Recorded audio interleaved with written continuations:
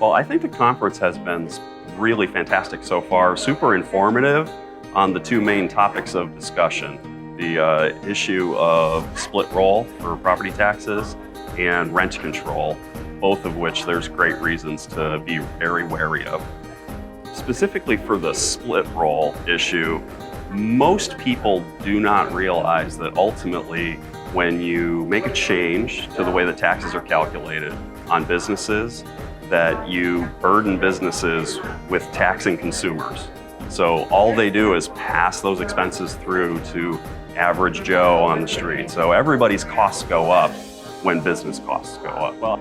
Well, I think Pro Small Business California, which started by, or partially run at least by a good friend of mine, Jack Frost, is doing all the right things in terms of being an advocate for small businesses, first of all, which often don't have the resources to have their own lobbyists and chase around legislation all the time. That group needs to have the support of something like Small Business California and the people that are helping to chase down these types of issues on a day-to-day basis.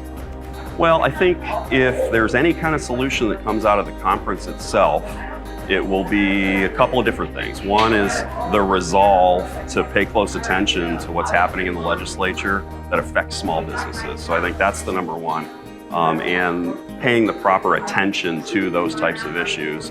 And then secondarily, I think there are ways to address the funding of our government that don't necessarily have to result in higher taxes all the time. And effectively, that's what we've been spending the day talking about.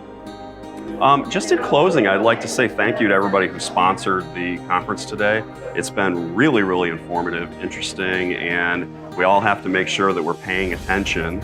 And the reason that we spent all the time talking about Prop 13 and the split roll and rent control is because smart people a long time ago tried to put limits on raising taxes so that the government would have to live within its means.